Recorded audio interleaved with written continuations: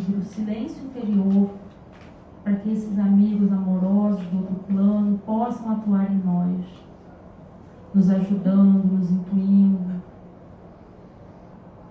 nos ajudando de tantas formas que nem podemos imaginar.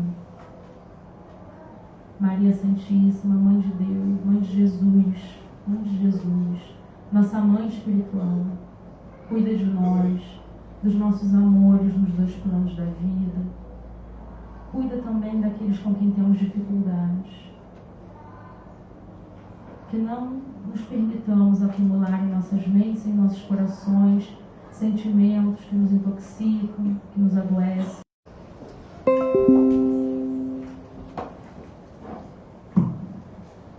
Bom dia a todos.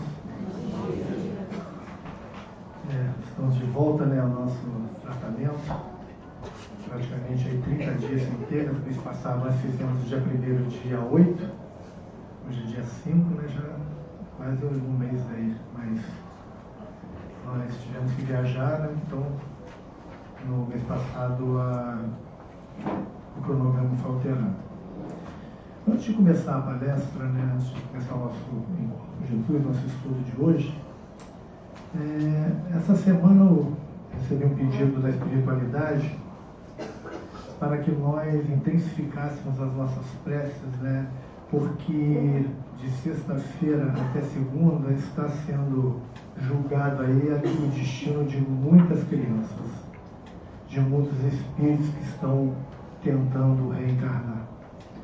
Se o Supremo Tribunal aprovar o aborto até o 3º mês, teremos muitas mulheres, muitos casais enveredando aí em débitos com a providência divina extremamente graves e ceifando a oportunidade desses espíritos de retornarem à Terra para experienciarem aí novas vivências, em busca da sua elevação, da evolução espiritual.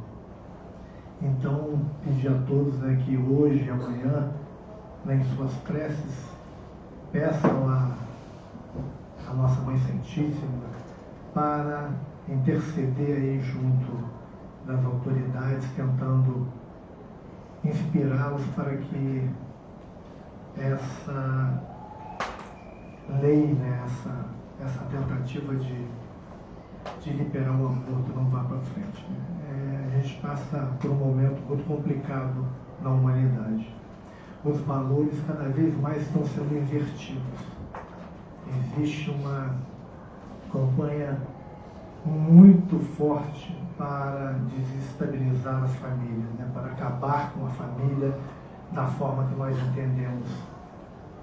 E isso é um problema muito sério, que será um retrocesso para a humanidade. Então a gente tem que ter muito cuidado com isso.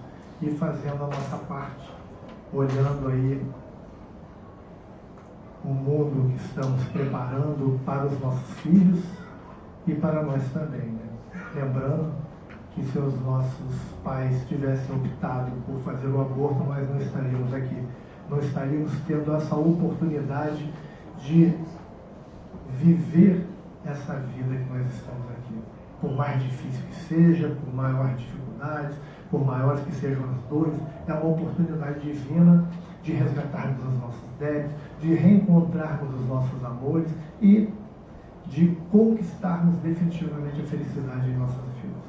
Então vamos estar atentos a isso, porque fazem grande campanha, colocam o feto como se fosse apenas carne se desenvolvendo, esquecendo que na concepção o espírito é ligado e que ali existe vida.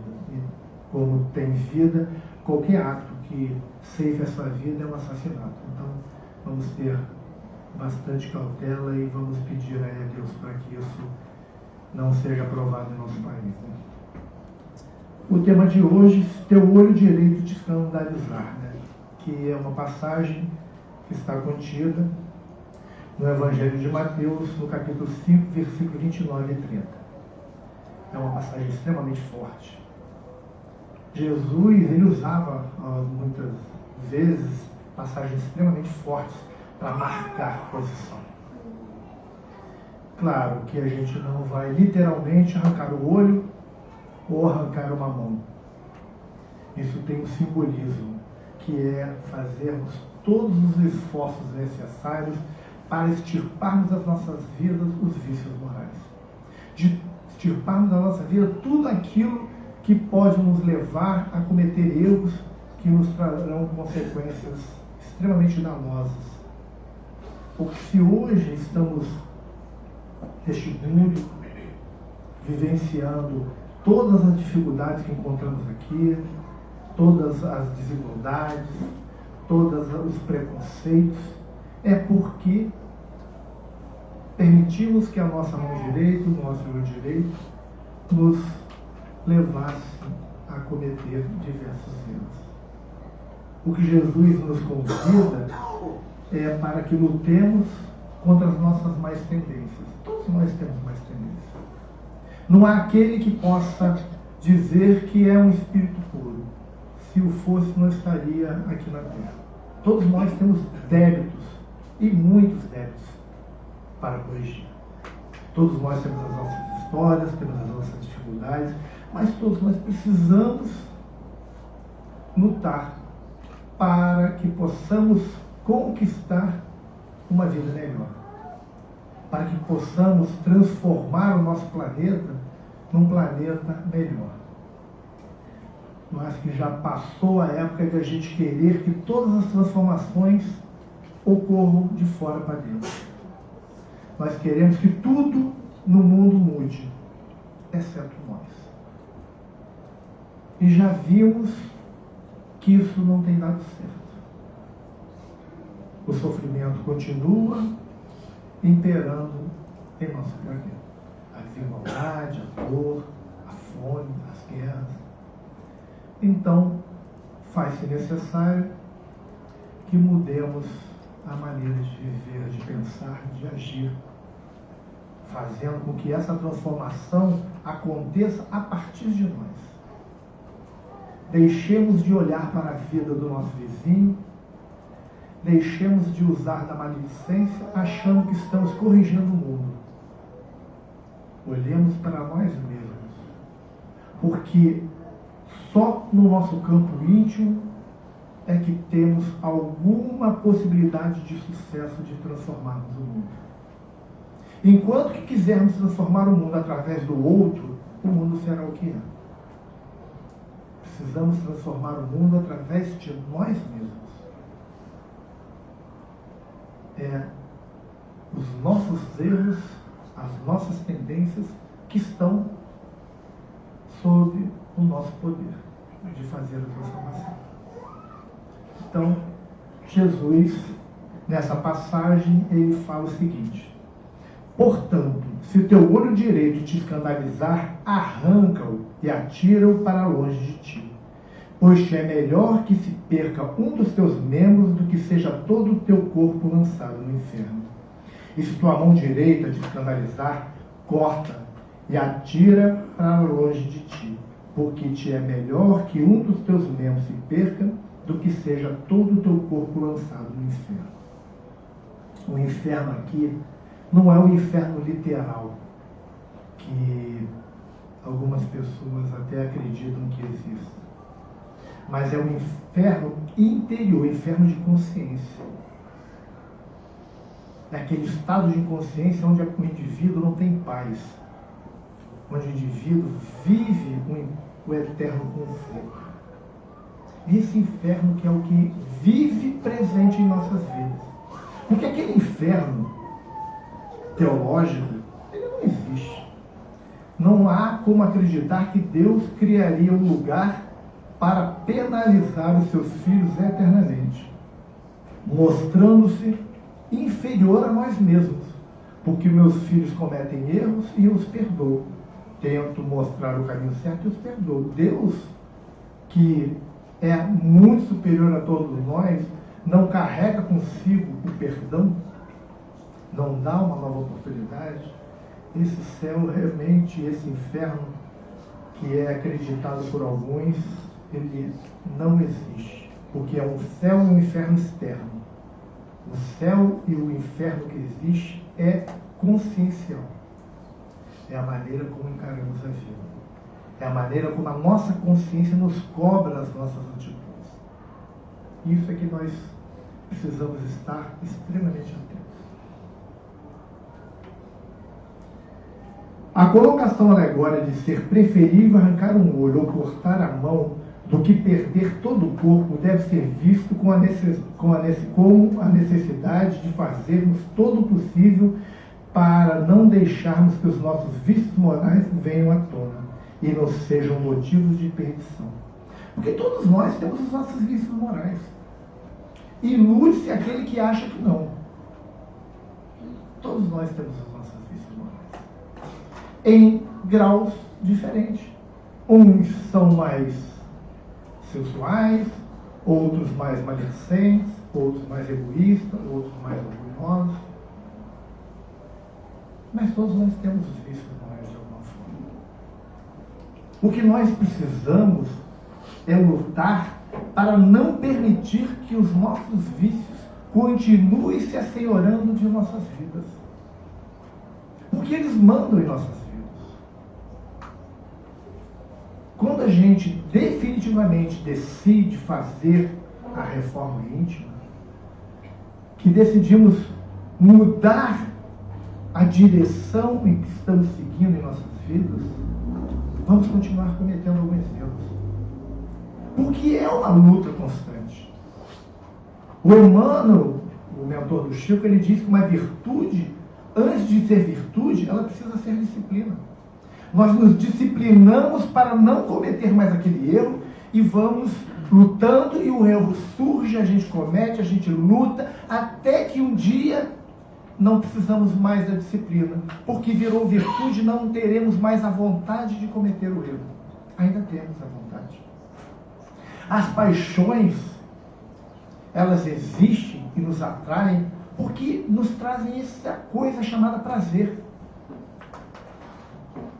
O jovem usa droga porque a droga traz prazer para ele, uma sensação de prazer. Destrói depois toda a vida dele, mas inicialmente traz prazer.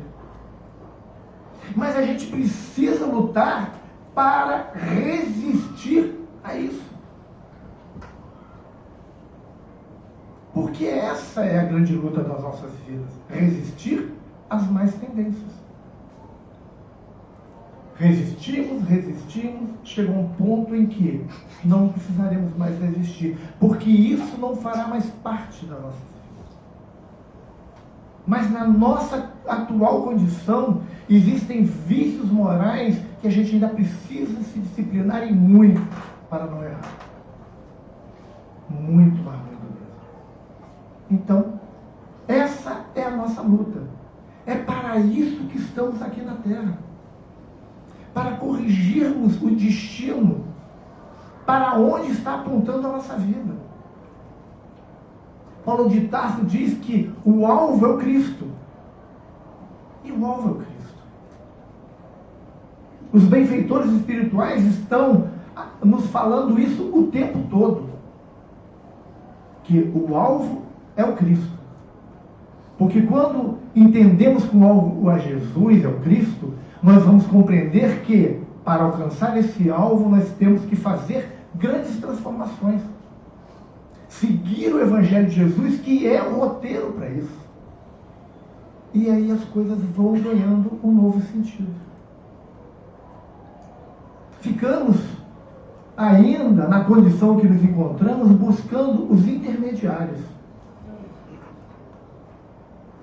São importantes, são modelos, nos mostram realmente, pelos exemplos do que viveram, como seguir. Mas não podemos perder na nossa mente que o alvo é Cristo. O alvo é Jesus. Somos uma casa franciscana. Francisco de Assis foi quem foi porque o alvo da vida dele foi o Cristo. E algumas pessoas, muitas vezes, se dedicam tanto a Francisco que esquecem Jesus. Muitas pessoas se dedicam tanto a Bezerra de Menezes que esquecem a Jesus. A Joana de Ângeles, há tantos outros, grandes benfeitores, que estão aí para nos auxiliar. Mas o nosso ponto, o nosso objetivo, não podemos perder de vista que é Jesus. Só lá encontraremos o equilíbrio. Ele disse: eu sou o caminho, a verdade e a vida. Ninguém vai ao Pai senão por mim. Palavras de Jesus. Não há outro caminho, gente. Ou acreditamos no Cristo, ou não acreditamos. Porque Ele nos disse isso. Ele não disse que Ele é um dos caminhos, Ele disse que Ele é o caminho. E quando a gente olha para os grandes homens da humanidade, o caminho do Cristo foi seguido por todos eles. Mesmo em outras religiões. Porque o caminho do Cristo é o caminho das leis de Deus. Esse é o caminho. Não devemos entender que temos que arrancar o membro físico, e sim que devemos sacrificar os prazeres e as paixões, para que elas não nos levem a adquirir dívidas perante a justiça divina. Este mês eu estive em Assis, mês passado, mês passado. E lá na capelinha de São Damião, tive a oportunidade de conversar com o próprio Francisco de Assis. Ele me disse duas coisas que são fundamentais. Uma, que o franciscanismo, em sua essência, aponta para o Cristo. Foi uma das coisas que ele me disse. E outra, ele falou que Jesus é o amor, mas é um amor que ainda não é amado. Que nós não amamos ainda o Cristo. E eu perguntei para ele: como nós fazemos para amar Jesus e mostrar para os outros como amar Jesus? Ele falou: só com muita oração e penitência. Eu falei: ai meu Deus, o que é penitência? Aí ele falou: sacrifício dos prazeres terrestres. Enquanto não sacrificarmos esses prazeres que estão nos induzindo ao erro, não vamos ganhar envergadura moral ao ponto de amarmos Jesus. Essa é a grande verdade. Dói fazer transformação, dói. E ele me disse também: faca que não se submete ao esmeril não ganha fim. Temos que sofrer muitas vezes, temos que encarar, temos que lutar contra o mundo para que ganhemos fim. Esse é o caminho, gente. Um caminho de sacrifício, mas um sacrifício que vai nos ser extremamente benéfico. E isso é o mais importante. Quando você faz um sacrifício que não vai te trazer nada de bom, você não tem motivação. Mas esse sacrifício que Jesus pede para que façamos é um sacrifício que será extremamente benéfico para as nossas vidas. Porque basta, chega de sofrimento, chega de descaminho. É hora de encontrarmos o caminho. É hora de vivenciarmos novas experiências. No versículo 29 e 30, Jesus mostra que nos é vantajoso sacrificar algo, mesmo aquilo que tivermos de mais precioso, como o olho direito ou a mão direita, para atingir o objetivo que é a obediência à vontade de Deus. Ele mostra que essa vantagem não inclui apenas as considerações desta vida terrena, mas também a vida de além-túmulo. Jesus está nos dizendo isso: vale a pena. Vale a pena o sacrifício. Porque fazer reforma íntima é sacrifício, gente. Não é aquilo que todos fazem, que chega no dia 31 de dezembro, ano que vem eu vou mudar. Faz promessa, aí você pergunta: vai mudar em quê? Não sei, mas vou mudar. Gente, chega de promessas da boca para fora. Temos que fazer as mudanças reais. As mudanças só ocorrem no momento agora. Mudanças que ocorrerão no futuro não existem. E normalmente a gente não cumpre. Eu começo a fazer a transformação da minha vida agora. Eu falo: de agora em diante eu mudei. E aí eu começo a trabalhar para mudar. Vou fazer regime na segunda-feira. Todo mundo conhece essa história. Nunca acontece a dieta e o regime. Porque segunda-feira, que segunda-feira? É sempre depois. O passado e o futuro não nos pertencem. Nos pertence o presente. Então as nossas ações têm que ser agora, para que possamos colher frutos no futuro. Mas ações são agora. Se não fizermos as nossas escolhas e tomarmos as nossas decisões agora, o nosso futuro nunca terá os frutos doces. A gente sempre adia, sempre coloca o amanhã. Porque o amanhã não existe. É uma estratégia psicológica nossa, de enganar a nossa consciência, dizendo amanhã eu faço. Só que o amanhã não existe.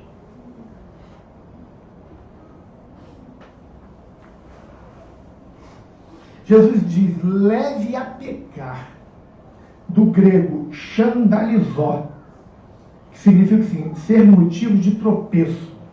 O Jesus está falando que aquilo que te faz tropeçar, cair, cometer erro, é isso que você tem que estar atento. Estamos repletos dessas coisas no mundo. Estamos repletos dessas coisas. E a gente continua fingindo que elas não existem. E como somos cegos, tropeçamos a cada momento. O termo xandalon refere ao mecanismo que faz funcionar uma armadilha. No tempo lá deles existia uma armadilha, que o gatilho da armadilha era esse nome, xandalon. Porque era quando você batia na armadilha, ela te prendia. E é o que acontece com as nossas vidas.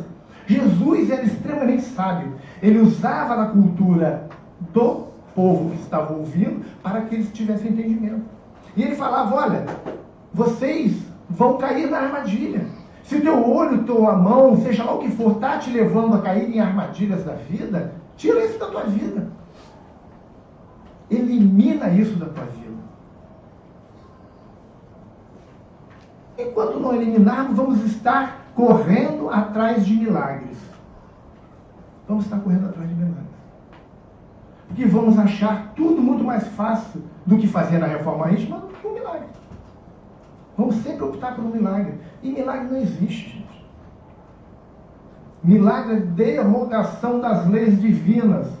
As leis divinas são perfeitas, não podem ser derrogadas. Se Deus fez lei que ele precisa mudar para resolver alguma coisa, a lei dele é imperfeita. A lei de Deus é perfeita. E nós estamos colhendo aquilo que plantamos. Segundo Jesus, a cada um será dado segundo as suas obras. Se estamos passando dificuldades, é porque estamos colhendo o que plantamos ou nessa ou em vida passada. Então, precisamos entender mais a vida e começar a fazer escolhas diferentes. Porque as nossas escolhas nos trouxeram aqui. Estamos felizes? É o que nós queríamos? Nada nos incomoda? Vamos continuar com as mesmas escolhas. Se está tudo ruim, as escolhas não estão adequadas. Então, precisamos mudar as escolhas. Para que venham situações diferentes. Porque essas escolhas que nós estamos fazendo até hoje têm nos feito adoecer, viver as dificuldades que a vida tem nos oferecido. Porque a doença não é um castigo. A doença é uma lição escolar. É uma demonstração de Deus de que precisamos aprender alguma coisa e mudar alguma coisa. É uma lição de vida. Porque senão Deus estaria se divertindo às nossas custas, sem piedade. E a gente não pode imaginar isso de Deus. Se temos doenças, se temos dores, ela tem que ter um objetivo, e esse objetivo precisa ser muito bom. Tem que ser um objetivo que nos leve a melhorar alguma coisa, a colher alguma coisa. E ele fala, perca um dos teus olhos. Num sentido, seria melhor viver esta vida sendo cego ou lesado que perder a vida eterna. Porque sempre que Jesus está falando, ele não está circunscrito à vida física. Ele está projetando a vida eterna. Que é aquilo que nós vamos carregar sempre. Porque vida física, nós estamos nessa agora, vamos desencarnar, vamos voltar para ela. E aí, voltamos em que condição? Vamos ficar necessitando voltar até quando? Não é a melhor coisa do mundo se livrar da roda da reencarnação? Por obrigação? Por necessidade? Jesus encarnou na Terra por missão. Nós ainda por necessidade. Os orientalistas, né, eles falam da roda do karma, né, da vida, que eles buscam encontrar o nirvana, que é a libertação da roda de reencarnação. Porque enquanto carregamos os karmas, segundo eles, que é os nossos erros, as nossas dívidas, vamos precisar continuar reencarnando. Essa é uma grande verdade. A gente fica tão apegado a essa vida, a esse mundo. Esse mundo é péssimo. Na escala evolutiva dos mundos, nós estamos na segunda etapa de 5. Olha como a gente está longe. Mundo de expiações e provas. Só dor e sofrimento a gente encontra aqui. Precisamos estar sonhando com coisas além. As pessoas sonham em conquistar o nosso lar. Depois que falaram que o nosso lar é uma colônia espiritual, todo mundo quer. Não tem vaga para todo mundo. Vai ficar pior que São Paulo, todo mundo empilhado lá. Não dá. Não cabe todo mundo. Só que o nosso lar fica nas portas do umbral, acolhendo espíritos da nossa condição. Um pouquinho melhor. A gente tem que pensar mais. Temos que pensar em transformar a Terra num mundo regenerado, que é um mundo onde o mal e o bem se equilibram. Não é um paraíso, mas é uma melhora. Para depois encontrarmos os mundos felizes, os mundos ditosos. Pensar nisso, gente. Existem esferas superiores, onde existem coisas que a gente não imagina, que os nossos 5 sentidos não nos permitem entender. E a gente sonha com tão pouco. E muitos nem sonham às vezes. Continuam querendo viver essa vidinha, nesse mundo que é um mundo que precisa fazer grandes transformações. Olhamos quantos focos de guerra tem no nosso mundo. Tem muita guerra acontecendo. Quantas famílias vivendo destroçadas, fugitivas. A gente vê a Europa, a invasão das pessoas fugindo das guerras, virando um problema social de escala que não está dando para eles conter. A gente vê aqui, Roraima, estamos com um problema idêntico. Pessoas passando fome, chegando às nossas fronteiras, fugindo. E até quando a gente vai permitir isso? Não vamos pegar em armas para resolver nada disso, porque a arma não resolve. Vamos mudar a condição das nossas vidas. Porque eu mudando, o mundo mudou. Enquanto eu me convencer disso, o mundo será o que é hoje. Eu mudo o mundo. O seu Francisco, ele vai mudar o mundo dele. Cada um de nós muda o nosso mundo. Temos que fazer isso. Aqui as palavras de Cristo são figuradas. Não pede que se mutile o corpo, senão que se controle os pensamentos. E aí a gente vai para um outro ponto fundamental. Nada se faz nessa vida sem o pensamento. No budismo dizem que o homem é um ser mental. Tudo surge a partir da mente. E é uma verdade. Alguém aqui mexe a mão sem pensar? Às vezes a gente acha até que não pensou, mas o pensamento é extremamente rápido. Alguém fala alguma coisa sem pensar? Só nas brigas com marido e mulher que depois fala que falou sem pensar. Mas todo mundo pensa para falar, porque o pensamento comanda. Somos o que pensamos. Temos que ter consciência disso. Negar-se a contemplar o mal é tão efetivo como cegar-se, e tem a vantagem de que se retém a faculdade da vista, que pode empregar-se para ver o bem, o bom. A nossa vista, ela pode ver as belezas do mundo, mas pode ver também só o que não presta. O verbo, a palavra, pode elevar uma pessoa que está deprimida, em sofrimento, pode arrasá-la também. Sempre é a nossa escolha. Sempre temos o livre-arbítrio do que vamos fazer com as nossas vidas.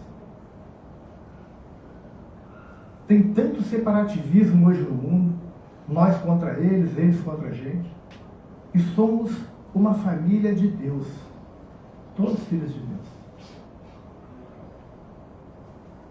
Esse separativismo que tem feito guerras, tem desunido famílias, rompido com amizades. É o olho, é a mão que nos carrega para isso. Ao falar de arrancar o olho ou cortar a mão, Cristo fala de forma figurada da ação resolvida da vontade para precaver-se do mal.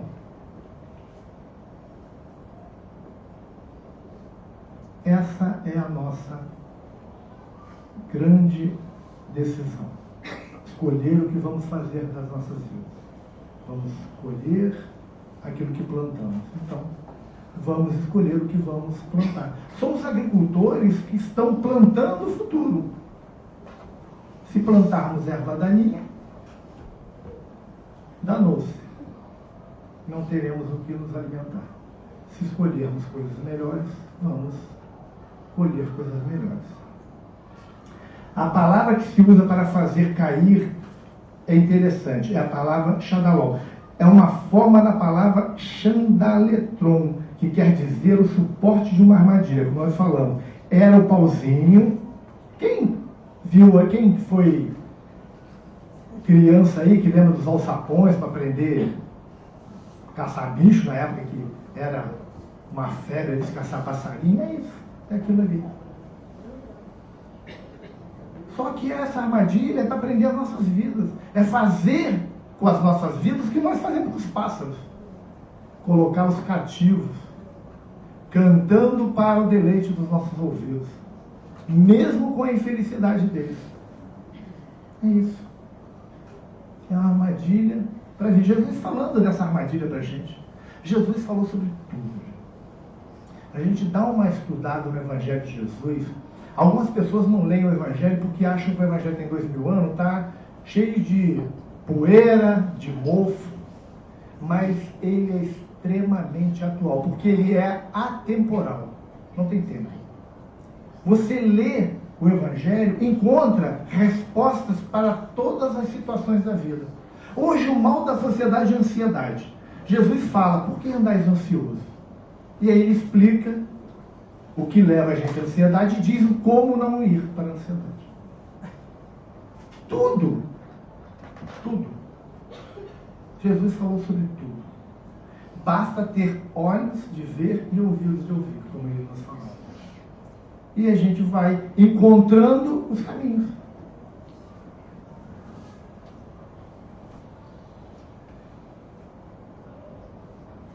O olho é mencionado não apenas como algo precioso, mas também como agente potencial da tentação ao erro. A vista, uma dádiva divina. Enxergar é algo maravilhoso, mas também pode nos levar a diversos erros. Eu nunca mais me esqueço, década de 90, eu visitando lá o Curupaiti, que é o hospital dos Rancenianos, antiga lepra, né, que se chamava de lepra. E aí eu conversando com uma pessoa lá, e ele estava comemorando, estava falando aniversário. E a gente parou em volta dele, comemorando, cego ele, né? Aí a gente lá cantamos parabéns para ele. Aí ele me solta que ele estava comemorando 10 anos que havia ficado cego.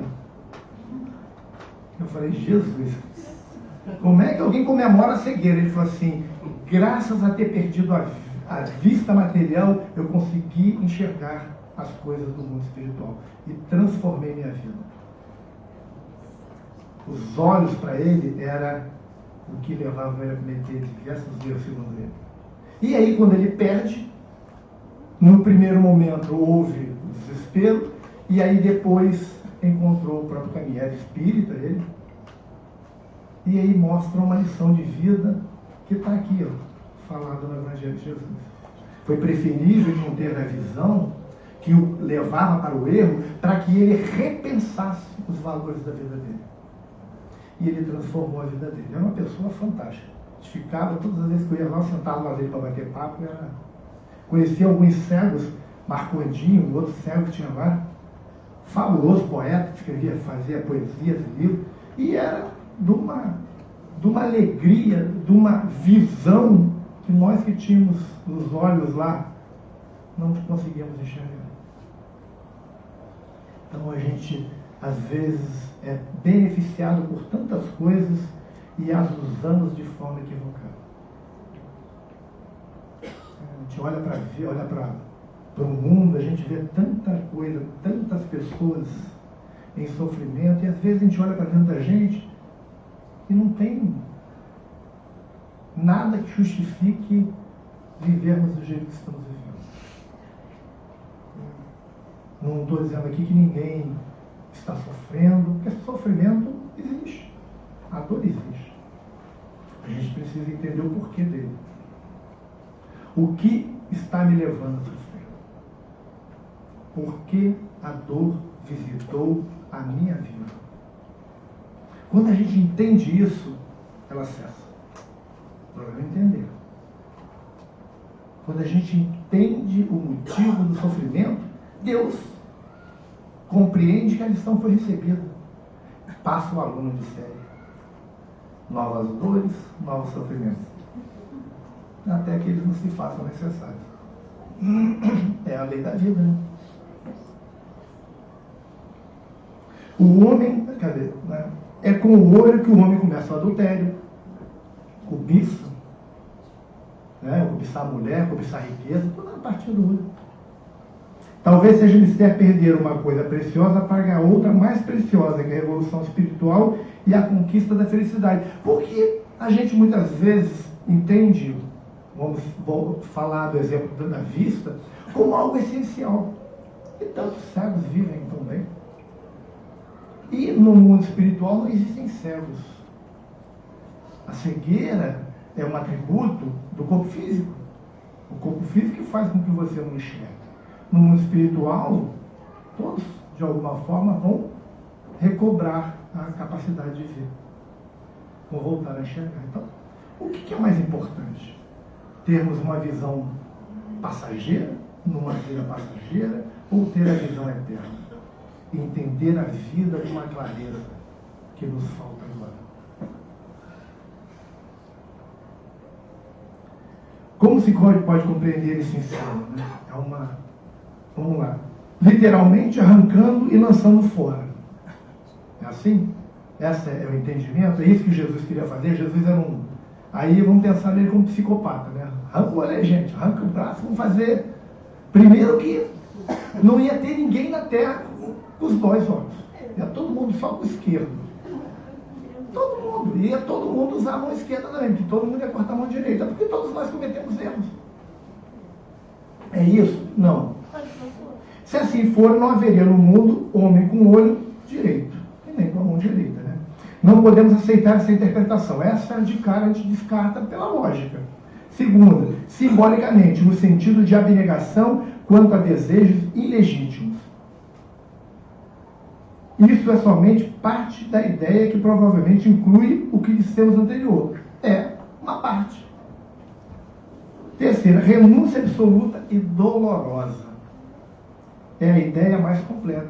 É o renunciar, é aquilo que eu falei de Francisco. É a penitência. Renunciar àquilo que dói. As paixões. Porque as paixões nos enveredam para os erros. É renunciar a isso. A gente vê a história de Francisco de Assis, de Madre Teresa, desses símbolos da humanidade, tiveram vidas em sacrifício. Chico Xavier, gente.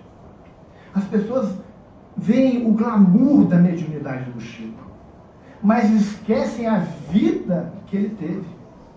Foi uma vida de muito sofrimento.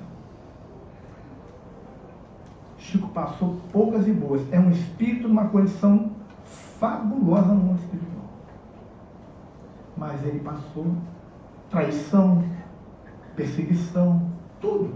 Foi processado, fizeram tudo contra ele. E ele, firme no objetivo da vida dele. Quando ele começou a trajetória dele,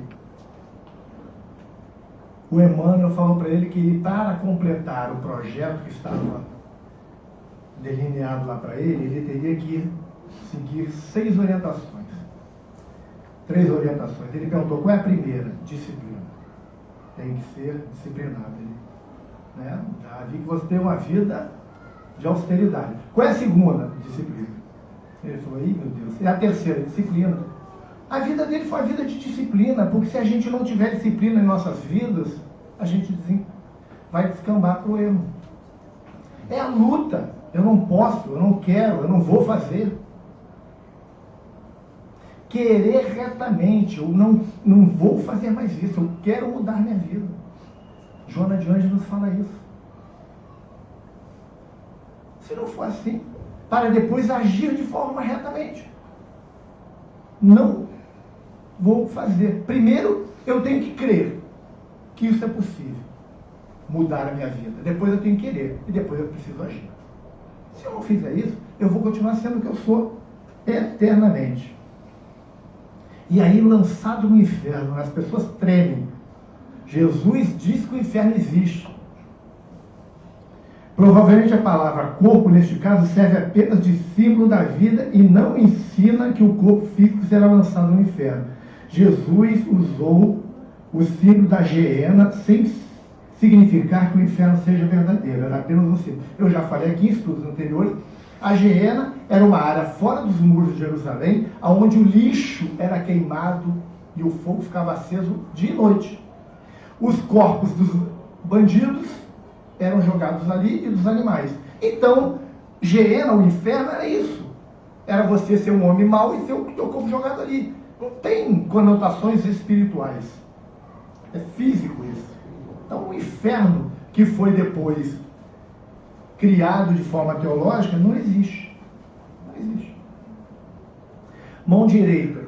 Geralmente, a mão mais forte, útil e necessária. Para quem é canhoto, é claro que é a mão canhota. Mas não é a mão, para quem não é a mão principal, imagina você perder a sua mão principal. É um problema. A pessoa tem que se readaptar, principalmente dependendo da idade, a adaptação é muito difícil. Jesus está falando disso. Te convém, palavra que também está no versículo 29. Se é mister pensar em ganho, então precisamos considerar que o duro da renúncia é realmente o que dá mais vantagem. Quanto maior a renúncia, maior a vantagem que a gente vai ter. Maior a recompensa. Isso é lei divina, gente. Isso a gente vê pela história. As pessoas que mais renunciam são as que mais conseguem alcançar conquistas maiores. A renúncia a certos desejos e privilégios físicos nessa vida traz como resultado o benefício da alma na vida espiritual. É verdade. A gente olha Chico Xavier, olha Francisco de Assis, olha tantos outros aí, exemplos, que vivem vidas de sacrifício. A gente está pedindo para que, neste momento, todos vivam a vida deles? Não, a gente não tem ainda fortaleza para isso. Mas começamos a fazer sacrifícios agora para que essa fortaleza chegue um dia. Eu preciso viver uma vida de renúncia que nem Francisco de Assis? Eu não tenho capacidade para isso. Ele viveu numa época onde se fazia necessário. Hoje não viveria uma vida com uma renúncia virando mendigo. Mas o virar mendigo para ele foi uma opção para rejeitar tudo aquilo que estava errado. Ele precisava fazer uma revolução na vida dele. E ele fez. Hoje pode ser que não seja adequado. Pela condição da vida atual, das cidades, não seria adequado.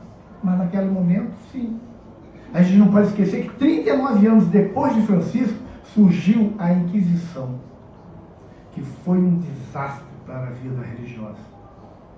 Todos os que não falavam na cartilha dos que estavam no poder eram queimados, eram torturados. Então, a vida de Francisco foi um movimento para sustentar aqueles que eram os mais desprovidos de tudo. E fazer com que o cristianismo não acabasse. Ele teve essa importância. O franciscanismo sustentou o cristianismo na Idade Média. Se não fosse, estaríamos todos em condições Muito difícil. A vista ou a mão pode induzir o indivíduo ao pecado. André Luiz fala da indução mental no livro Mecanismo da Mediunidade, sobre a possibilidade que existe de induzir indivíduos a cometer erros, a indução mental. Jesus está falando disso. Há paralelos a essa ideia em Jó, lá no Velho Testamento, no capítulo 21, nos escritos dos rabinos e até mesmo em alguns escritores pagãos, como Propércio, no livro 2, capítulo 5, versículo 12, lá o ocultista está em Sumi Amore Dush, em Itamaraty. Existem pedras de tropeço morais. Não é só as pedras que a gente tropeça e cai fisicamente no chão. As piores são os tropeços morais, que estão aí, postos à nossa frente. A vida moral é comparada a um andar ou viajar, o que transparece no termo hebraico halakha, livro da lei, que realmente significa maneira de andar, bem como na palavra transgressão, que nos dá a ideia de seguir por um caminho proibido. É preciso retirar os obstáculos do nosso caminho ou certamente tropeçaremos. Não adianta achar que eu vou conseguir olhar os erros e vou passar. Nós temos que tirá-los da nossa frente. E a gente tira aquilo que está na nossa frente mudando o que está dentro. Porque o que está na frente é projetado no que está dentro. Então eu preciso mudar a minha vida interiormente, para que eu projete uma vida para mim, um caminho para mim, sem esses obstáculos. Os obstáculos estão projetando o que eu sou, porque ainda eu preciso dos obstáculos. Essa é a grande verdade da vida. E a gente continua fingindo que isso não é verdade. Continua fingindo que somos espíritos evoluídos, não temos nada a aprender, estamos sofrendo por descuido, porque somos coitadinhos, porque Deus esqueceu por algum motivo da gente, porque o vizinho é o responsável, porque o marido é o responsável, porque a mãe pelo pai, a esposa, porque o chefe é o principal responsável pelo sofrimento humano. A gente bota a culpa em alguém. E quando Jesus diz que é o olho, é a mão, nós, os erros estão dentro de nós. A projeção dos obstáculos estão dentro de nós. Enquanto não mudarmos isso, não vamos ter solução para as nossas vidas. É urgente a transformação. E a gente vê aí projetos do aborto. Existiria se nós fôssemos diferentes? Não existiria. Existiria a possibilidade de um assassinato, seja em que nível fosse, se nós fôssemos espíritos reformados? Não. Só existe isso porque nós projetamos isso para o mundo. Isso ainda existe dentro de nós. Somos responsáveis pelo mundo. Somos responsáveis pelos políticos. Somos responsáveis pelos traficantes. Somos responsáveis. A vida, ela está toda interligada. Não adianta eu querer eliminar político, eliminar traficante, eliminar criminoso, se a sociedade continua criando os novos. Se nós, que somos a sociedade, continuamos criando novos. Temos que mudar as nossas vidas. Ah, mas se eu mudar minha vida, continua. Pode continuar, mas a vida vai estar um pouco melhor. Se eu fizer isso e todos começarem a fazer isso, teremos um mundo reformado, regenerado. O problema é que a gente acha que o outro precisa fazer primeiro. E aí o outro não faz, a gente também não. É briga de marido e mulher. Eu não vou pedir perdão, e o outro também não vou, e a briga não acaba. Se alguém não tomar a iniciativa, não acaba a briga. E no mundo, se alguém não tomar a iniciativa de mudar a própria vida, o mundo não vai melhorar. A iniciativa tem que ser nossa. A gente precisa mudar o mundo.